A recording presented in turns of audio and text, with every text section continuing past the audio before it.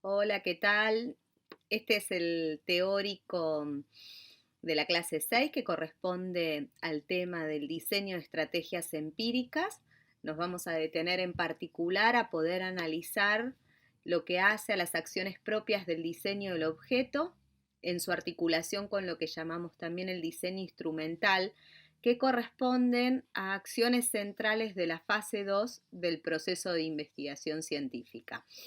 Acá recuerdo el gráfico que venimos trabajando a lo largo de las últimas clases para poder graficar y ver las relaciones entre los distintos momentos del proceso de investigación científica y de la construcción de conocimiento científico a lo largo de una investigación. Y recuerden que con esta línea punteada celeste transversal que delimita la fase 1 y la fase 2, corresponde a este momento que llamamos el de diseño. Diseño que está de alguna manera desdoblado entre un primer tiempo que corresponde a la fase 1, donde me detengo a delimitar y construir conceptualmente mi objeto de estudio, y específicamente la fase 2, en la que me detengo a construir ese objeto de estudio traduciendo los componentes teóricos de la primera fase de manera tal de poder colaborar a construir un objeto en términos empíricos, ¿no? Esta segunda fase, que es la fase analítica, es a la que comúnmente llamamos en la investigación el momento de diseño de estrategias empíricas, porque justamente lo que me detengo a trabajar es poder especificar cómo concibo empíricamente ese objeto de estudio, que es lo que llamamos diseño empírico, que lo ven ahí en el cuadro en forma central, articuladamente con la posibilidad de diseñar estrategias instrumentales, operatorias que me permitan justamente poner en práctica esa construcción del objeto. El objeto en ese sentido es que lo consideramos como un objeto modelo, como estoy configurando y anticipando la posibilidad de construcción de datos en la investigación. Una vez que aplico esas estrategias que diseñé, esas estrategias instrumentales, ahí ya paso a otro tiempo de la investigación, que es el que nos permite ahí atravesar esa línea punteada y nos detenemos estrictamente a lo que llamamos construir los datos. Es un momento en el que se materializan esas estrategias, se ponen en práctica, y en ese acto de poner en práctica esas estrategias doy cuenta de la construcción de los datos. Luego, en la fase 3, esos datos se ordenan para poder leerlos y tratarlos, y a su vez se articula con esta posibilidad de analizarlos e interpretarlos para así poder construir una nueva lectura, un nuevo conocimiento sobre este fenómeno que estoy investigando. Entonces nos detenemos a pensar un poco qué entendemos por diseño, ¿no? Y les invito a poder pensar en otras situaciones cotidianas o bien de la propia práctica artística o de otras de sus prácticas, como puede ser quienes tengan práctica docente, también lo ponemos en práctica allí. ¿Qué entendemos por diseño? ¿No? Y diseñar es es planificar estratégicamente una serie de acciones que me permitan alcanzar un fin, ¿no? Yo diseño una estrategia, tomo decisiones, delimito acciones, recursos de los que me voy a servir para poder concretar esa planificación. Y en ese sentido es que podemos discriminar distintas concepciones de diseño. Esto lo tienen detallado en mayor medida en el texto que es de Monticelli y Alessandroni, que es parte del capítulo correspondiente a diseño del libro Investigar en Arte, que lo tienen en el Drive, así como está también abordado este tema en el texto de Inoue que corresponde a diseño. Entonces decíamos, discriminamos distintas concepciones de diseño en función de perspectivas más tradicionales que se limitan a pensarla como el diseño de una serie de estrategias empíricas concretas que me permiten contrastar una hipótesis que yo como investigadora tuve que haber formulado con anterioridad. Y sin embargo, en realidad estamos pensando este momento de diseño como el conjunto de decisiones que toma un investigador en función de poder pensar y diseñar en términos creativos también, porque es una estancia creativa en la que tomo decisiones respecto de cuál es el camino que elijo para poder abordar la problemática en mi investigación y que de alguna manera también se despliega en distintos momentos de la investigación. Si bien tradicionalmente la pensamos ligada fuertemente a la fase 2, la vengo de alguna manera anticipando también en la fase anterior. En este gráfico podemos ver esta delimitación de lo que llamamos la construcción del objeto modelo que damos cuenta en esta fase 2 y cómo esta construcción de esta anticipación de lo que va a ser mi objeto de estudio, ¿no? Yo estoy en este momento de la investigación, que estoy en un momento de planificación en la fase 2, estoy planificando, anticipando esa construcción empírica del objeto. Y en esa delimitación estoy retomando los problemas, los modelos, a su vez, en los que me apoyo para problematizar el fenómeno que investigo. Y de alguna manera, esto que llamamos la construcción del objeto modelo, que está ligado al concepto que vamos a trabajar ahora, que es el de matriz de datos, es de alguna manera el que me permite articular la teoría con los hechos que me van a permitir construir los datos. Y en ese sentido, este objeto modelo, esta matriz de datos, de alguna manera actúa como una matriz, como un modelo justamente que me permite leer un fenómeno singular, pero retomando categorías teóricas universales, ¿no? En ese sentido es que articula teoría y hechos, me permite justamente diseñar estrategias que me permitan anticipar la construcción de los datos y una vez que yo interpreto esos datos, ya estoy en la fase 3, llegamos al momento de sistematización teórica, ¿no? Esos datos los vuelvo a releer, reorganizar y permitirme desde allí hacer una interpretación, una lectura teórica de los mismos. Entonces, en este sentido, el concepto de matriz de datos que está ligado a esta idea del diseño del objeto, que es propia de esta fase 2, lo pensamos en realidad como la denominación que le damos en el campo de la investigación al dato.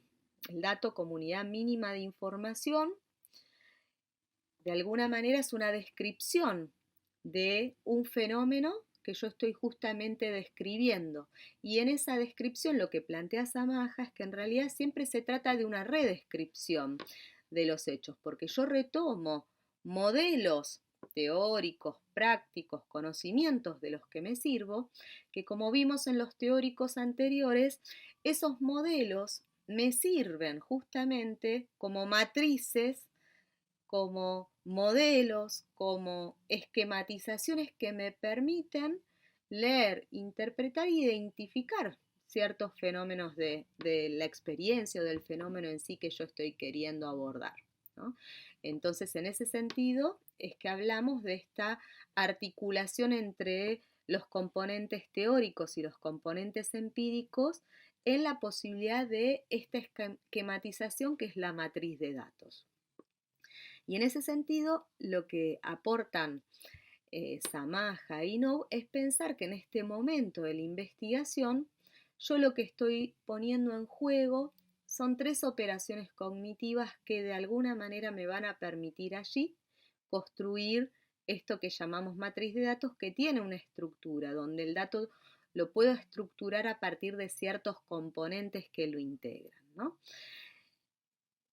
Estas operaciones cognitivas son las de poder identificar, delimitar cierta entidad que yo busco describir, busco analizar, y en ese sentido, a partir de esta operación cognitiva, se configuran lo que llamamos metodológicamente unidades de análisis, Otra de las operaciones que pongo en juego cuando yo estoy describiendo es poder clasificar un fenómeno, poder en ese sentido identificar ciertos atributos que yo busco describir, que es lo que llamamos variables, y a esos atributos le otorgo un valor o toman una forma particular para esa unidad de análisis que yo estoy justamente describiendo. Ahora con los ejemplos que veamos seguramente esto se irá aclarando. Y después hay un cuarto elemento que es central, que se configura a partir de lo que llamamos operacionalización, que da cuenta de la posibilidad de construir el dato como valoración. Y en ese sentido es que cobran un lugar fundamental los indicadores como criterios de los que me sirvo para justamente hacer esta valoración. El indicador da cuenta de cuál es el criterio que estoy siguiendo para evaluar una variable y en ese sentido otorgarle un valor. Y en esta acción se están discriminando dos componentes que lo integran, que son la dimensión, que opera como si fuese una subvariable, un atributo de la variable a su vez más específico en el que yo me detengo para hacer esa descripción, y el procedimiento, que implica la acción concreta que yo como investigadora estoy poniendo en juego para poder realizar esa descripción. Y el procedimiento en sí nos remite también a esta noción de praxis, de poder dar cuenta de que hay una acción puesta en juego en la construcción de esa valoración y por ende en la construcción del dato. Vemos ahí que el dato es una construcción que pongo en juego yo como sujeto al momento de querer describir y valorar algún fenómeno. Yo siempre traigo un ejemplo que me causó mucha gracia en un coloquio en una de las cursadas de hace años, en el que un alumno trae como ejemplo de matriz de datos el ejemplo cotidiano de ir a la verdulería y elegir, en su caso, tomates, ¿no? Y era como un ejemplo donde contaba cómo este tema de la matriz de datos lo había llevado también a poder analizar y contemplar cómo cotidianamente estamos poniendo en juego en nuestros actos de valoración y descripción, los podemos descomponer en esta estructura que llamamos matriz de datos, ¿no? No solamente es algo que lo vemos en la investigación, sino que se extiende a todas las áreas de nuestra vida. Cuando yo valoro o describo algo, ese dato lo puedo descomponer en esta estructura de 4 elementos.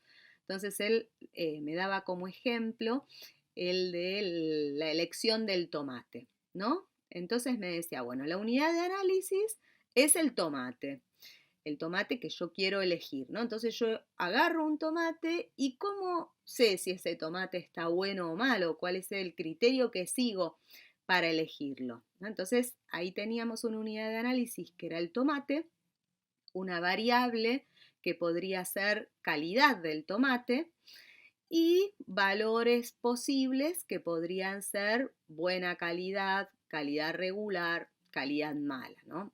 Obviamente estos valores son inventados, pero para que se entienda esta estructuración. Entonces identificaba cuáles eran los criterios indicadores que tenía en cuenta para poder evaluar o valorar la calidad del tomate. Entonces tenía en cuenta, contaba el color como una dimensión a tener en cuenta, ¿no? Y el procedimiento ligado a eso sería observar el tomate. Tenía en cuenta otra dimensión que era el perfume del tomate, entonces el procedimiento era oler el tomate. Otro era tener en cuenta el origen o el proceso de cultivo del tomate, entonces ver si era orgánico o no.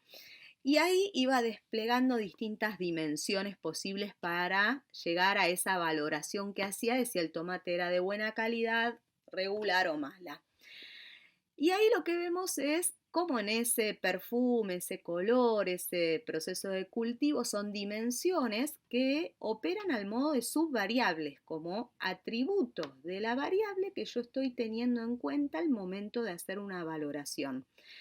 Y a su vez a color yo le puedo dar valores también. Y en ese sentido lo que empezamos a ver es que en la valoración que yo termino haciendo, en este caso de la calidad de un tomate, si un tomate es bueno, en realidad es la síntesis de todos esos criterios puestos en juego en la descripción y la valoración de esa unidad que es el tomate, ¿no? Y yo podría a su vez ir desplegando aspectos aún más específicos de cada una de estas dimensiones del indicador que permitieran hacer una descripción aún más pormenorizada y ayudarme a volver, entre comillas, observable esa valoración que estoy haciendo. Esto es de suma importancia en la investigación porque en este proceso de especificar las dimensiones y los procedimientos estamos dando cuenta de los criterios en los que sostengo la validez del dato que estoy construyendo, que lo vemos prácticamente en la dimensión y en las variables, como el carácter, si se quiere, de mayor vinculación con los modelos teóricos o prácticos en los que me apoyo. Y por otra parte vemos la confiabilidad del dato de esa construcción, de la mano de los procedimientos, de las acciones que estoy poniendo en juego en esa construcción. Y en este sentido, acá es que desplegamos cuáles son las tres tesis de Samaja sobre el dato. Una, que es la primera, la que acabamos también de detallar, que es poder pensar que el dato, la matriz de datos, es una estructura universal invariante y cuatripartita. O sea que yo puedo encontrar esta estructura de 4 elementos, unidad de análisis, variables, valores e indicadores, la puedo encontrar en cualquier dato, de cualquier tipo, de cualquier campo de saber, de cualquier investigación. Todo dato yo lo puedo descomponer, dice Samaja, en estos 4 elementos o componentes. La segunda tesis es la que aporta Samaja como un aporte central justamente que amplía los desarrollos metodológicos de teóricos anteriores como Galtung, que van a haber mencionado en los textos de base. El indicador es una propuesta que trae Samaja y que de alguna manera cubre un rol central, como veíamos con el ejemplo del tomate, porque es el componente de la matriz de datos que me permite ver la génesis del dato. O sea que el dato es una construcción y en esos componentes del indicador, en la dimensión y el procedimiento, yo estoy visibilizando ese proceso constructivo, ¿no? Que después, dice Samaja, esa estructura, esa génesis, perdón, se invisibiliza en la estructura del dato, pero en realidad yo tengo que poder leer ese proceso constructivo atrás de esa estructura. Y la tercera tesis de Samaja es que en realidad en una investigación no encuentro solamente una matriz de datos, o sea, no me encuentro solamente con una unidad de análisis, con sus variables, cada una con sus valores e indicadores, sino dice que como mínimo tengo que poder visibilizar, identificar 3 niveles. Un nivel en el que yo focalizo o de anclaje, donde puedo identificar unidad de análisis con sus variables, valores e indicadores. Un nivel que denomina subunitario, que da cuenta de las partes que componen ese nivel de anclaje. Y un nivel supraunitario, que daría cuenta de los factores contextuales que condicionan y determinan ese aspecto en el que yo focalizo mi lectura. Y en ese sentido, estos distintos niveles de matrices de datos, que dice como mínimo son 3, pero yo puedo complejizarlo aún más y desplegar tantos niveles como necesite en mi investigación, tanto lo que podría ser hacia lo contextual, hacia las partes, como en paralelo a los distintos niveles. Dice que este sistema, esta articulación entre distintas matrices de datos que se genera, lo que me permiten reflejar es que todo objeto, todo fenómeno que yo investigo, tiene una complejidad que es inherente. Dice, yo investigo algo que de alguna manera lo recorto, ¿no? Pero en ese recorte que yo estoy haciendo tengo que poder visibilizar y no perder la complejidad de ese fenómeno que estoy investigando. Entonces dice, no puedo detenerme solamente a analizar un nivel porque si no estoy perdiendo las relaciones de condicionamiento y regulación que supone todo fenómeno, todo objeto. Ahora seguramente con el ejemplo va a ayudarse para poder ilustrarlo. En este sentido también es que les invito a ver un video que les voy a compartir, que se llama Zoom Cósmico, que nos permite identificar estos distintos posicionamientos en la mirada. Cómo varía lo que yo analizo en función de dónde me posicione. Y es un video que nos permite identificar lo que podría ser el tránsito de una imagen que va desde una escena singular de una persona hasta poder analizarla a nivel cósmico, justamente por eso cósmico y después detenerse sino a nivel celular. Así que véanlo para poder identificar esta idea de la complejidad y los distintos niveles de lectura.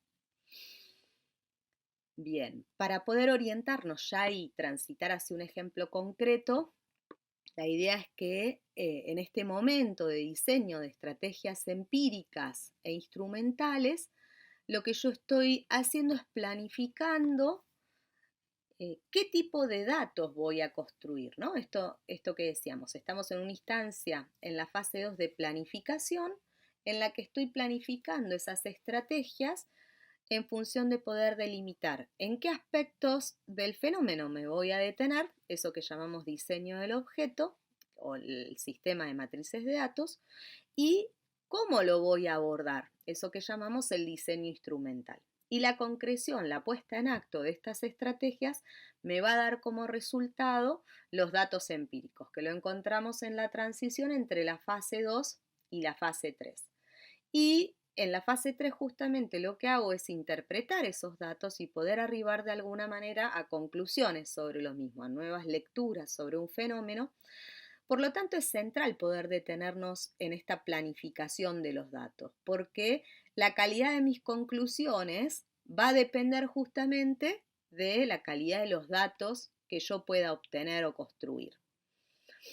Acá vemos en este momento de producción de los datos, o en esta planificación, mejor dicho, lo que sería la producción de los datos, cómo estoy desplegando la visibilización de explicitar qué quiero conocer en lo que denominamos esta esquematización, que es el sistema de matrices de datos, y cómo lo voy a querer conocer y abordar en términos prácticos, que es lo que ubicamos como acciones centradas en el diseño instrumental, ¿no? En el que delimito fuentes de datos de las que me sirvo, instrumentos de recolección o construcción de datos, cómo delimito el abordaje práctico de lo que podría ser mi población de estudio o si construyo una muestra, un subgrupo representativo de esa población. ¿Qué técnicas de tratamiento y análisis de datos pienso implementar? Si voy a hacer un abordaje cuantitativo, cualitativo o integro ambos tipos de análisis. ¿Qué tipo de técnicas retomo de mis marcos disciplinares o de saber para poner en práctica al momento de tanto analizar los datos como interpretarlos, etcétera? Acá vemos en esto que es la esquematización de la estructura que ustedes tienen como guía para el armado del proyecto de investigación que venimos trabajando en prácticos, cómo vemos desplegados en estos distintos apartados lo que hace a la fase 1 y la fase 2 del proceso de investigación. Que como ustedes saben, esta estructura es una estructura guía. La idea no es que sea una estructura prescriptiva, o sea que ustedes tengan que sí o sí atenerse a esta rigidez, sino que yo me sirvo de esta estructura para flexibilizarla a partir de mi propia propuesta de investigación. O sea, el eje central tiene que ser poder darle visibilidad y explicitar, argumentar las propias ideas y la propia propuesta de investigación, y que esta estructura metodológica no condicione esa propuesta. Entonces vemos, por ejemplo, que tanto en la fase 1 como en las partes que hacen a la fase 2 podemos integrar los distintos apartados, redactarlos en forma más articulada, poner el foco en uno de estos apartados más que en otro. No necesariamente todas las investigaciones tienen que tener una hipótesis cerrada de antemano. Puedo articular antecedentes y marco teóricos como un mismo apartado que me permita desarrollar los justamente desarrollos y posicionamiento teórico. Puedo integrar en la segunda parte los distintos apartados que me permitan hablar de lo instrumental, por ejemplo. Puedo presentar el sistema de matrices de datos sirviéndome de la particularidad de mi investigación. Entonces en la guía van a ver distintos modos en los que puedo presentar un sistema de matrices de datos en forma redactada, en forma más esquemática, como cuadro, como mapa o red, según cuál sea la intención de la propia investigación y qué es lo que resulte más práctico para quien investiga. Volvemos acá a ubicarnos dentro del proceso de investigación y las 3 fases. Aquí nuevamente estas 2 acciones que articulamos en este momento de diseño de estrategias empíricas.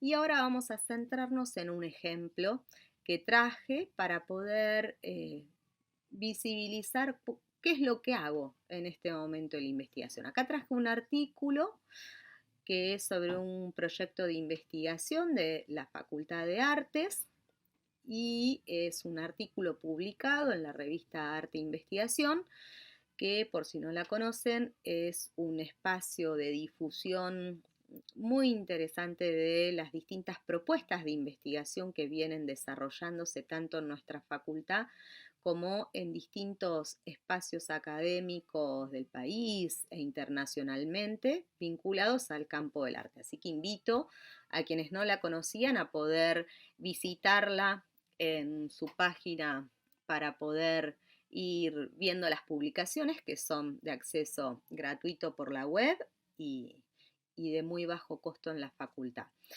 Entonces, esta es un artículo que se titula Experiencias en exposiciones contemporáneas de arte, un estudio en museos de La Plata y de Buenos Aires, que es un artículo. Ahí tenemos a las autoras, Lucía Palomeque y Marcela Andrucho, que es la directora del proyecto de investigación.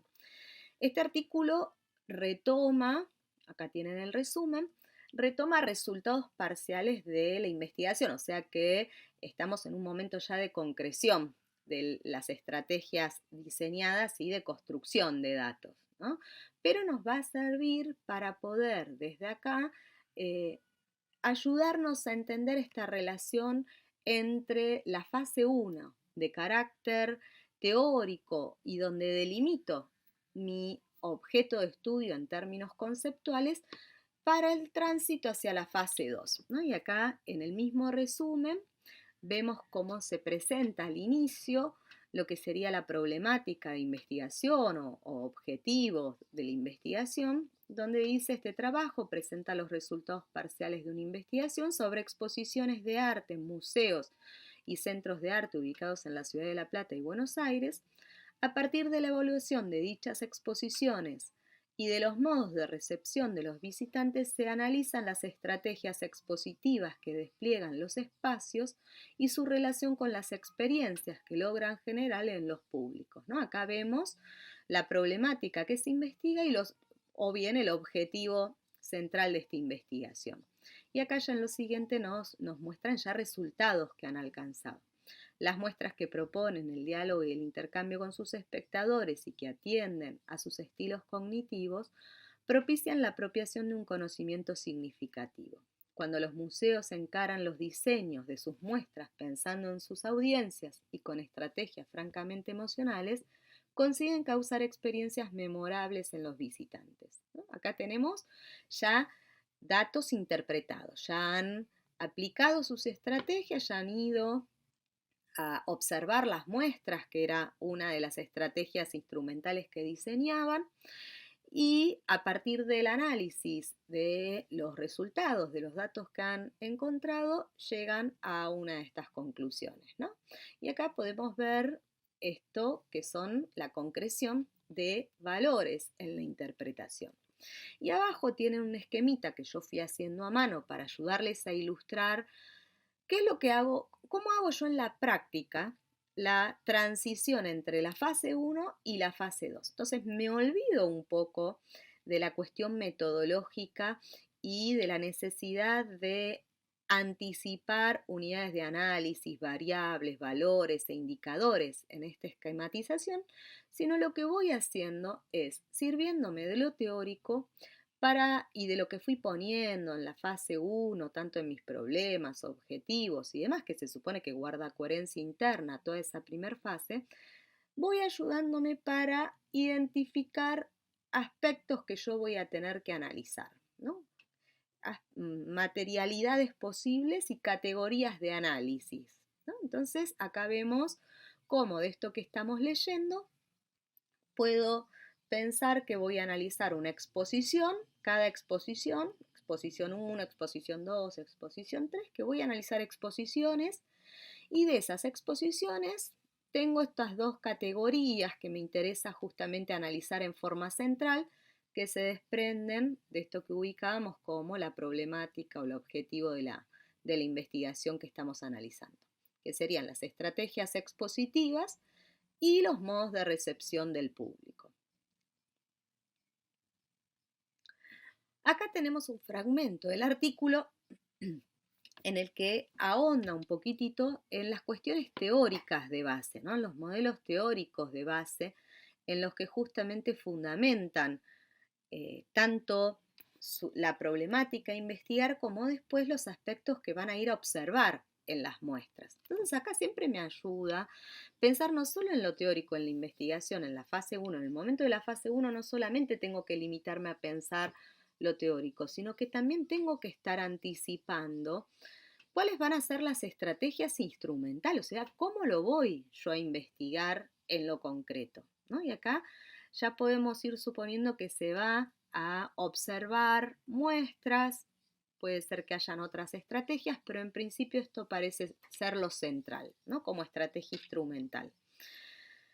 Entonces nos servimos después de la lectura teórica también para poder ir identificando estas categorías de análisis de las que me voy sirviendo, que me aportan los modelos teóricos. Entonces cuando yo estoy investigando, por ejemplo, esto es una sugerencia práctica para ustedes y sus trabajos, de toda la fase 1, tanto de los problemas, objetivos como del marco teórico, voy haciendo este resaltado de posibles ejes o categorías de análisis que voy a estar considerando. Y frente a estas definiciones que toman de distintos autores, leemos. Voy a leer uno de los párrafos para no extenderlo tanto. Dice, frente a esto, si consideramos que los públicos son la razón de ser de los museos, los equipos de producción podrían reorientar sus prioridades hacia la experiencia de las audiencias dentro de la muestra y no hacia los objetos que desean exponer. Crear espacios que propicien el diálogo intergeneracional y con los pares, la construcción de sentidos y la interpretación por parte de los públicos son acciones pertinentes que emergen dentro de las estrategias producidas por los museos. Como sostiene Ricardo Rubiales García Jurado, cuando el encuentro entre los visitantes y la exposición se califica como significativo, implica necesariamente elementos afectivos e intelectuales, motiva la exploración y la proyección de relaciones con eventos, con información y con expresiones vistas anteriormente, y es un proceso de búsqueda y de construcción de sentido. Acá ya el desarrollo teórico nos empieza a dar elementos que orientan a posibles aspectos en los que yo voy a tener que detener mi observación de la exposición, ¿no?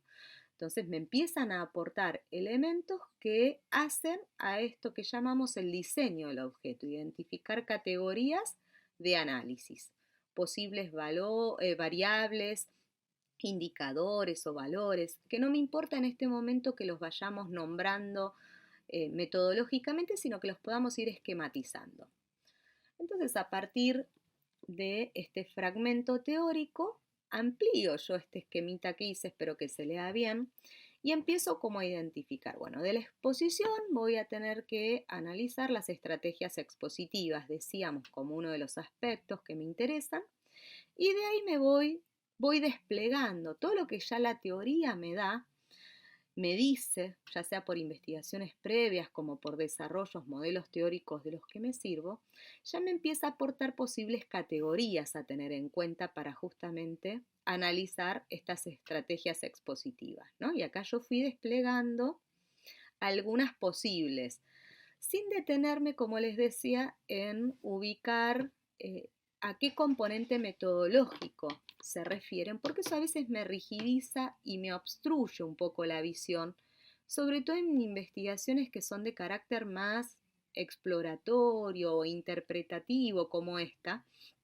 que buscan describir un fenómeno pero sobre todo interpretarlo, ¿no? Entonces muchas veces no sé con qué me voy a encontrar y justamente hago un despliegue de esos posibles aspectos a considerar y después me detengo a pensar en todo caso cómo vincularlo materialmente con las estrategias instrumentales y con los componentes del dato. Entonces empiezo a desplegar acá de estrategias expositivas, bueno, cuál puede ser el propósito central de la exposición, ¿no? Si buscar generar experiencias significativas en el público o bien lo central son los objetos a exhibir,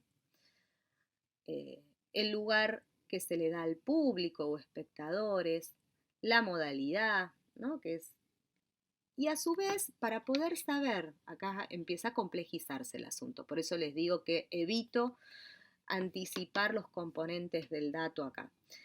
Para poder saber yo el propósito central de una exposición, voy a tener que desplegar a su vez ciertos aspectos en los que detengo mi análisis, ¿no? Entonces acá, a partir de lo que la teoría propone, tengo que considerar los espacios, cómo se distribuye la disposición del espacio de obras, objetos, los modos de circulación que propone, las relaciones que motivan, ya sea entre el público u obra, etc.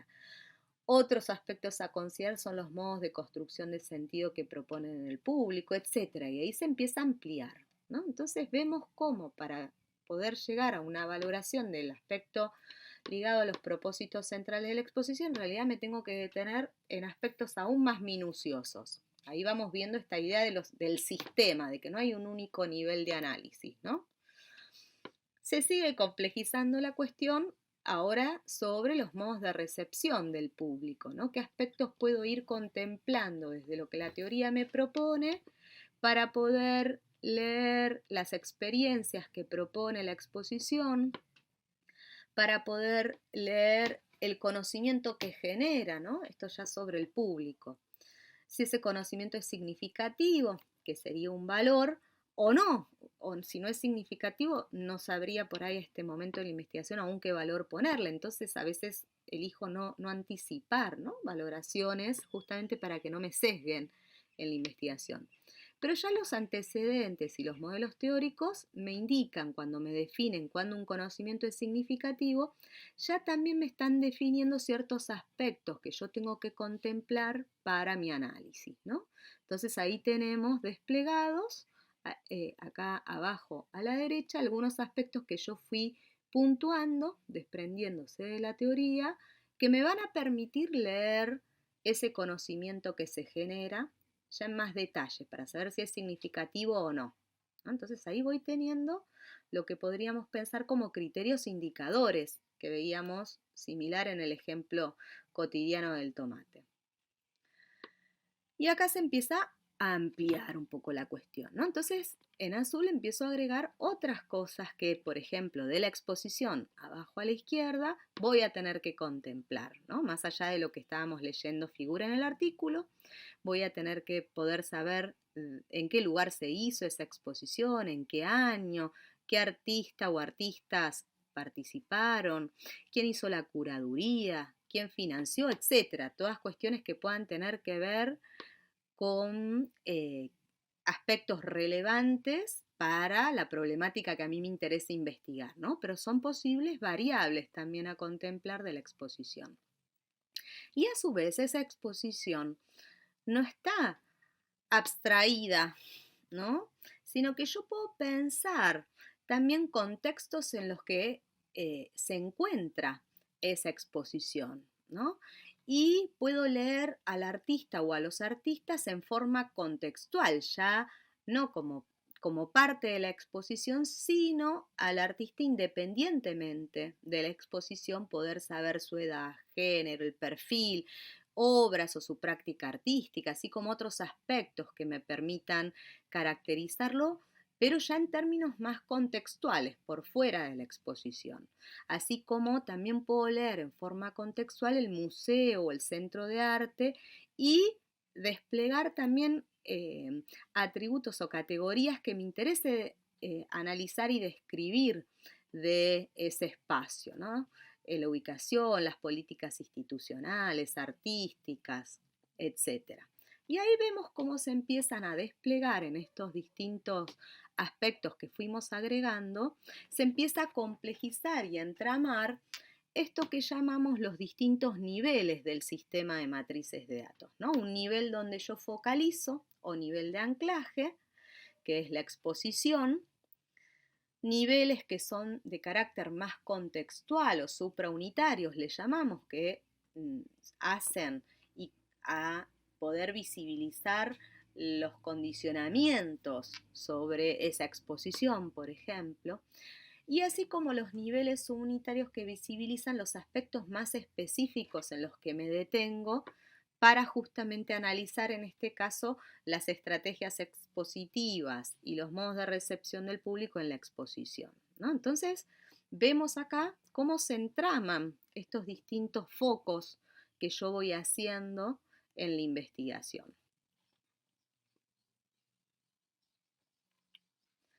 Entonces acá, en esta otra imagen, lo que vemos es cómo puedo ir ahora sí identificando unidades de análisis, ¿no? Las unidades de análisis son entidades donde yo focalizo el análisis, o sea, aspecto es la entidad en la que materializo la posibilidad de abordaje. Entonces tiene que poder ser algo, la unidad de análisis, algo que pueda discriminar, que pueda identificar justamente.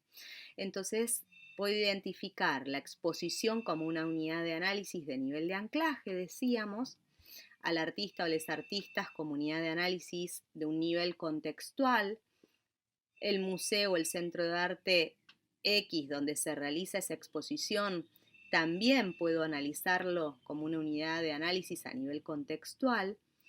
Y después en el nivel subunitario a veces se complejiza un poco más el asunto porque sobre todo en este ejemplo estamos viendo categorías que son categorías teóricas. Entonces tengo que ver cómo materializo esos aspectos a analizar en el abordaje concreto de una entidad, ¿no? Entonces pongo como ejemplo al momento de analizar los modos de recepción del público.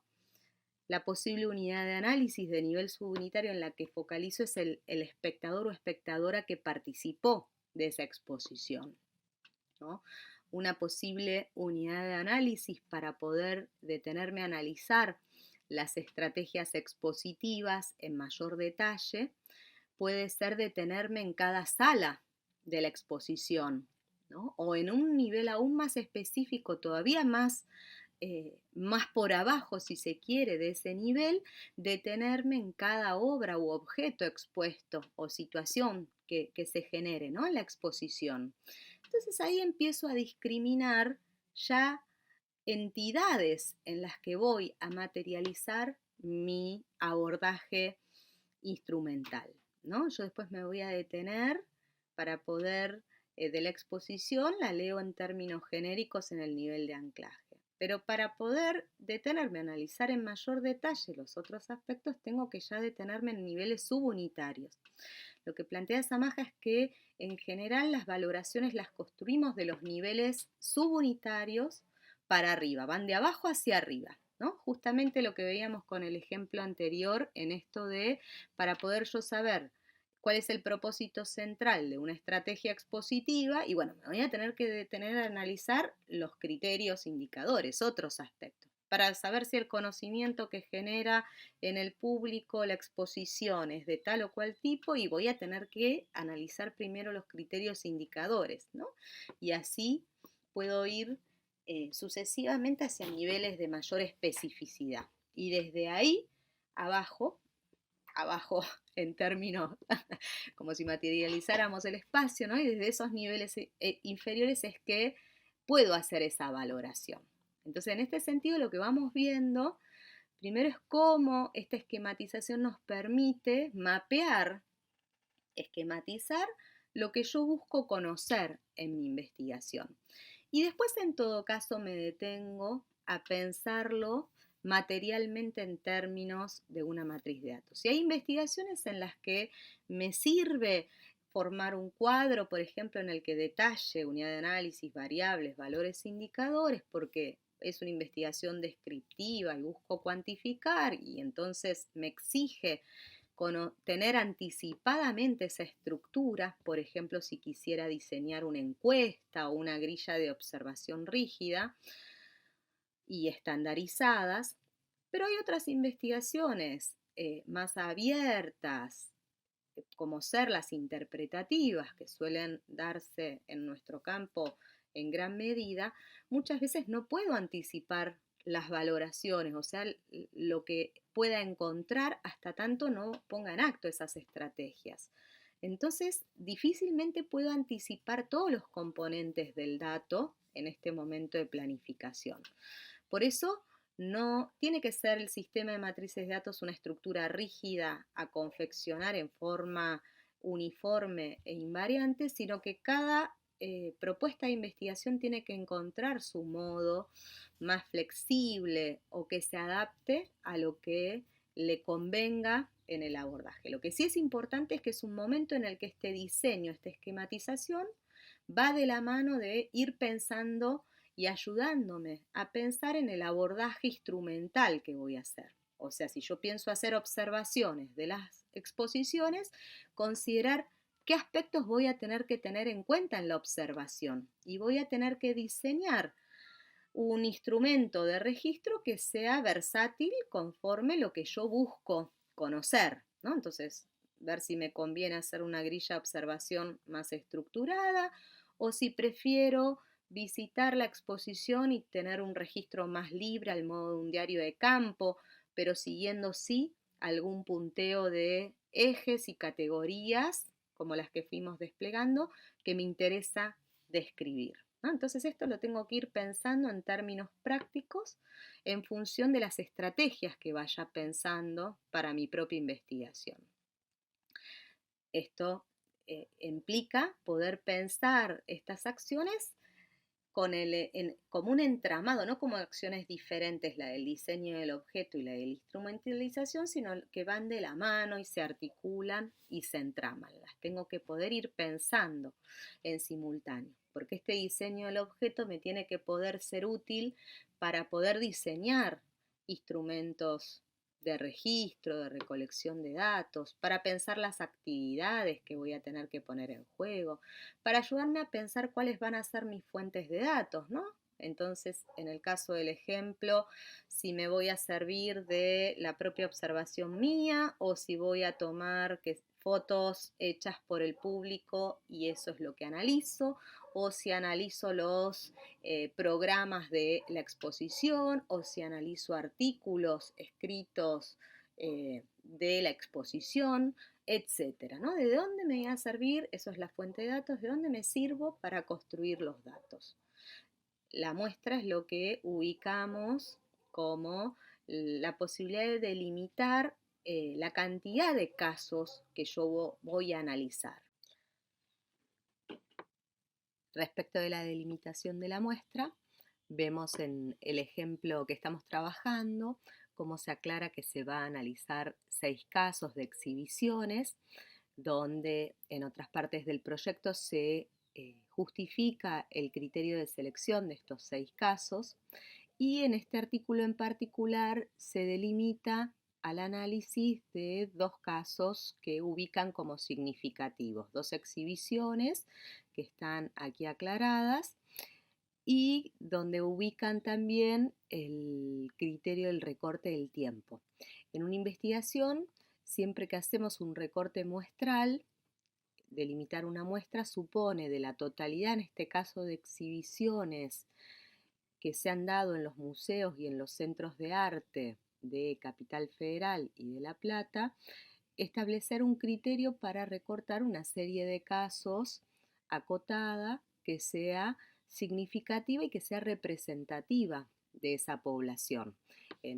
Lo que tenemos siempre que hacer es argumentar cuál es el criterio de selección de ese número acotado de casos que estamos analizando como muestra.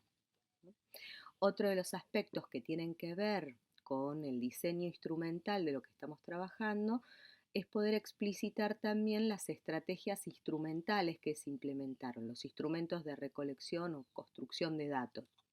En este caso, vemos ahí abajo cómo aclaran que usaron un instrumento de observación de las exposiciones, sirviéndose de un instrumento ya diseñado previamente por una investigadora que sirve como registro de esos datos observados. Y a su vez, algo que no aparece acá en el recorte, pero que está en el artículo, para poder analizar lo que perciben, piensan y sienten los espectadores, han hecho pequeñas entrevistas a quienes han asistido a estas exposiciones. Entonces, de esa manera vamos delimitando algunas de las estrategias instrumentales que hacen a las estrategias que pongo en práctica para justamente construir los datos.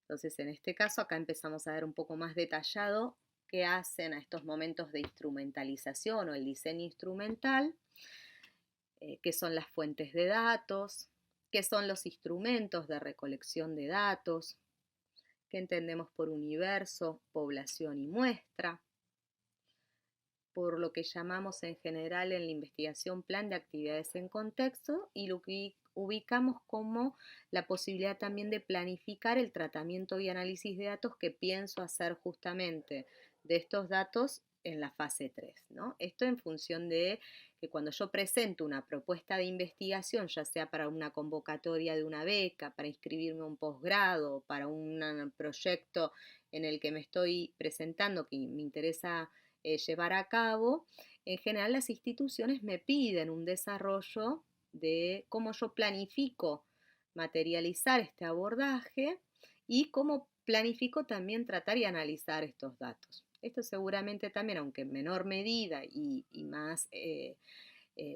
escueto, es parte de lo que les piden como abordaje o modalidad de trabajo en sus trabajos de graduación, ¿no? Poder contar cómo piensan llevar a la práctica la propuesta que están haciendo como su trabajo de graduación, ya sea una investigación o bien la producción de obra, ¿no? Esto lo vamos a ver, estos distintos momentos de la instrumentalización.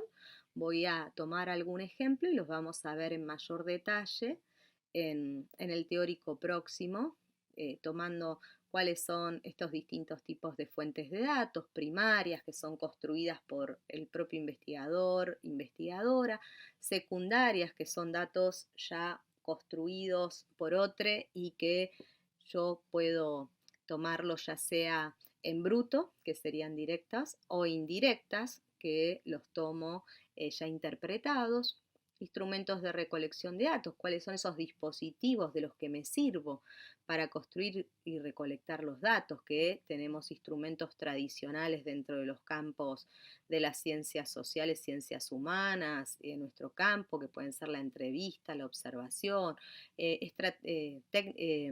instrumentos específicos de medición de cada campo, etcétera. Lo que veíamos en función de la delimitación de cómo va a ser mi delimitación de los casos a analizar, si voy a tomar la población toda, o sea, la totalidad de casos que integran esa población, o si voy a tomar un subgrupo, una muestra que pueda ser representativa de esa población. Cómo planifico llevar adelante las actividades en mi investigación. Y esto que decíamos, la anticipación de cómo pienso tratar y analizar los datos. Si pienso hacer un tratamiento cuantitativo, cualitativo, integrarlo, si uso alguna técnica de análisis de datos particular que retome de las tradiciones o de mi propio campo, y voy desarrollando en ese sentido la planificación de estas estrategias instrumentales. Algo con lo que tradicionalmente se ubica desde las miradas al diseño, del momento de diseño e investigación, es poder clasificarlo en función de ciertos criterios también, ¿no? Que son según el tipo del esquema que predomina en la investigación, según los antecedentes o el estado del arte, si es una investigación pionera o exploratoria, o si cuenta ya con mucho bagaje que la antecede, según cómo aborde las unidades de análisis, se clasifican también según el tratamiento y la cantidad de variables y dimensiones, según cómo aborde el tiempo, según cómo trate los datos y según también cómo aborde las variables. Estas son clasificaciones, por lo tanto, hay variaciones según desde qué autor o autora las tomemos en estos criterios de división, pero son criterios que de alguna manera nos permiten ordenar, y cuando en una investigación se pregunta qué tipo de diseño, de estudio se propone, en general hacemos una descripción centrada en estos ejes, ¿no? Tienen una ficha específica sobre este tema que amplía en mayor medida cada uno de estos criterios, dando ejemplos que la tienen entre el material bibliográfico obligatorio, y a su vez tienen el texto de Roxana Hinault sobre diseño y el capítulo de diseño que comentaba desde Monticelli y de Alessandroni para también ampliar sobre este tema. En la próxima clase ya nos vamos a dedicar a darle un cierre a las cuestiones del diseño instrumental y permitirnos ir leyendo el tránsito hacia la fase 3. Y como va a ser nuestro último teórico antes del momento de los coloquios, traigan dudas que tengan sobre los distintos temas que fuimos trabajando en los espacios de cursada para poder retomarlos, y haremos una revisión generalizada también de los principales ejes de cursada para que puedan servirles para sus coloquios. Así que, bueno, cualquier duda me escriben, comparten y vamos a ir trabajando en este tiempo ya hacia el cierre de las cursadas. Bueno, muchas gracias y que tengan buen día.